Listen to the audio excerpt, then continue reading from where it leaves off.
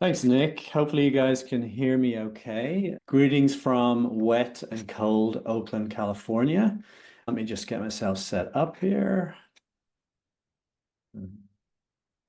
Okay, so hopefully you can see my deck. Give me the all clear there, Peter. Can you see that? Yep, I think Great. we're good. Brilliant. Okay. So my name is Ian Sweeney. I am the CEO and founder of Bepo. I've been in the software world, entrepreneurial world for quite a while now. I've been either the founder or on the exec team of three exits in the software world. And most sort of recently, a couple of years ago, I got into tipping. Tipping is it's a really, really kind of a unique social and commercial interaction. And I'll start with a little story, which kind of, for me, captures it all. I've got a buddy called Joe whose car broke down and battery died. Went to the parts store to get a new battery, and the kid behind the counter says to him, "Oh, I'll install the battery for you." And Joe was very happy because he didn't really know how to do that. So the kid's working away, putting the battery in. Meanwhile, Joe's having a little bit of a panic attack because he realizes, oh man, I need to tip this guy. So jumps into the back of the car, he's rummaging around, he finds $5, jumps out of the car. The kid finishes up, and Joe says, "Thanks so much, for getting me back on the road. I've only got $5. I'm really embarrassed, but thank you so much." And the kid takes the $5 and he looks at it. And then he looks at Joe and he says, "Free lunch." And he walks away, right? Super happy with himself. And you can imagine the boss in the background looking at all of this, going, well, this is fantastic. Got a very happy customer in Joe, got a very happy worker who's provided great service. And I haven't had to dip into my pocket to do that. And so I love the story because it really captures the different stakeholders and the value of tipping when it's done right. Now, the challenge, of course, is we just don't carry cash anymore. And so huge implications, primarily for the 20 million tippable service workers in the US and their 4.5 million employers. So let's kind of parse it and delve a little bit deeper. So there's about $170 billion in tips given annually, and it breaks down roughly into two segments. So on the right-hand side, we have what I call static service situations. It's generally where our mind goes when we think about tips. I'm in a restaurant, I'm in a bar, I'm in a cafe. There's some digital mechanism, a point of sale that I can give a tip onto. The other slightly smaller segment is dynamic service situations. So these are where people are sweating for you generally, right? They're carrying stuff around, they're moving stuff around, they're carrying your bags to your hotel room, delivering stuff to you, they're tour guides, they're housekeepers. These are situations where there isn't a nice point of sale just sitting right beside them where you can, pull out your credit card and give them a tip. Cash has always been the answer there. And so with cash disappearing, that income is declining. Huge issue, as I've said, for the service workers, huge issue for the businesses as well. So that is where we're focused. So let me tell you just a little bit about how Bepo works in practice. So let's take a tip, sort of a simple example. Let's say you've got kids, just had a great swimming lesson with an instructor, Amy. She was fantastic. And you're like, I'd love to give her a tip just to say thank you. So, hey, Amy, I'd love to give you a tip. It was awesome. I don't have any cash. What can how can I tip you? And she says, no problem. I use Bepo. You can scan my QR code and you'll be brought to my tipping page. So what's really important right here is that we get you in and out in about 20 seconds, right? So there's no app download, none of that stuff. You get to choose the payment method. So I'm an Apple Pay guy, so two taps on the side of the phone, I make a payment. I can give Amy a rating from 1 to 5 stars. I can give her some feedback in the shape of a comment. I'm done. I get a receipt in my inbox. I walk away. Amy then has her own experience, which is one of kind of delight. Oh, fantastic. I just got $20 on Bepo. She can share that out with her coworkers, pay it out to her bank account. All good. In the background, the business is sitting there looking there saying, this is great news, right? I'm stuck these days. I got inflationary pressure. I'm trying to pay my workers more. They're jumping to the next job. I want them to be loyal if I can. I want them to hang around. If I can show to them that they're making more money through tips, that's great news. So sort of value proposition number one for the business. Number two is these are services businesses, right? They live and die by the quality of service that you experience with them. So they've crafted great service experiences. The tipping experience needs to merge nicely into that experience. So we give them a bunch of different tools, branding, suggested tip amounts, all the mechanisms they need to customize that experience. The last piece of the puzzle, though, for the business is kind of magical, right? We've gone from a paper-based world, cash, into a digital world, and that opens up the opportunities to do a bunch more things. So let's say Amy's had a bad day and she gets a one-star rating.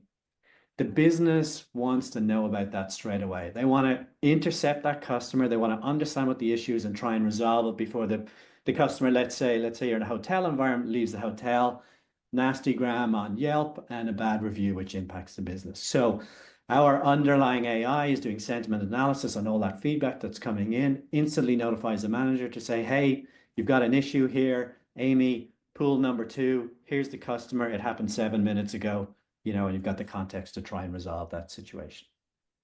Now, I made that up. Amy never gets one-star reviews. Amy's awesome. She only ever gets five-star reviews. So what does that mean for the business? Well, it's an equally powerful situation because I've just had a customer say, oh, this was awesome. I love it. If you come here, ask for Amy.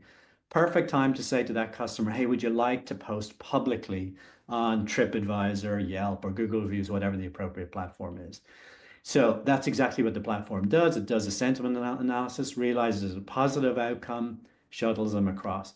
Really, really valuable for these service industries, right? Their demand is generated in large part by their ranking on TripAdvisor or Yelp, whatever it may be. So real value for all three stakeholders. How do we make some money here? So the answer is we get up to 2% share of the tips. And then we have a subscription revenue from the business. So we charge up to $10 per month per monthly worker.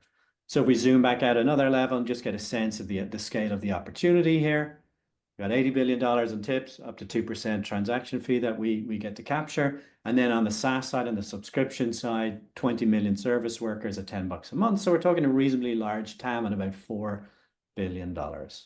So let's talk a little bit about how we actually go to market. So we sell into the business. The value proposition is fairly clear for the business, right? Either I pay my employee more money because I'm under pressure to do so because of inflation, or I capture more tips for them and increase their income that way.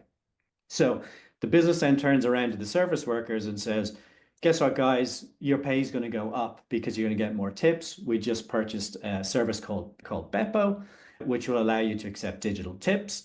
Please sign up for your free account and you get all your tips in there. You'll get oversight and insight into every tip. The money doesn't go through us, it goes straight to you. And so the service worker then turns around, they're reminded again about the value of great service. They essentially market us out to the customers then, and basically we get this flywheel effect going. So we have sorry, I've gone very blurry there for some reason. Ian, sorry to cut you off, but we are a little bit over time. I can give you like 10, 20 more seconds to wrap it up, but just wanted to let you know. Last slide. So the piece of the puzzle here that's really important for us is organic growth. And the advantage that we have here is that we're working with service workers, right? They move around a lot. They have a lot of jobs.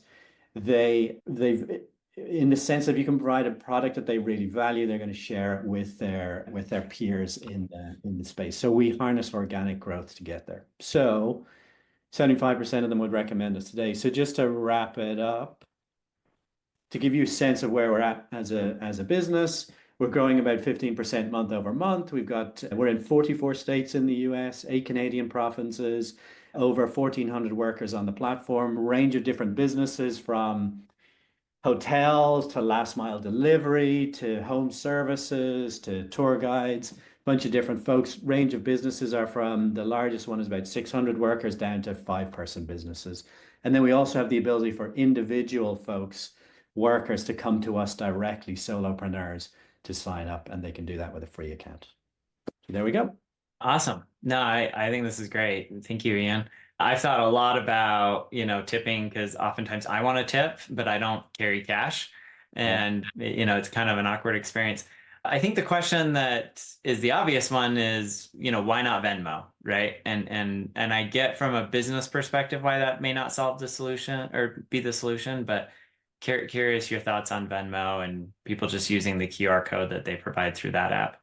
Yeah, there's a bunch of different reasons. The primary one, frankly, is the business gets to make the decision they need a business grade solution. And so they have a bunch of different obligations, not least reporting for tax purposes. They have zero insight into Venmo. like if you're using your personal Venmo to do that. There's a bunch of privacy issues. We have a big customer we got because they were allowing their valet parkers to use Venmo.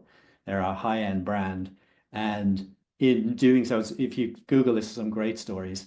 You open up your network when you do a Venmo transaction. And so you had, wealthy customers tipping these valets and exposing their personal network to the valet and vice versa. So bunch of privacy issues, but the real issue here is you need a business grade solution.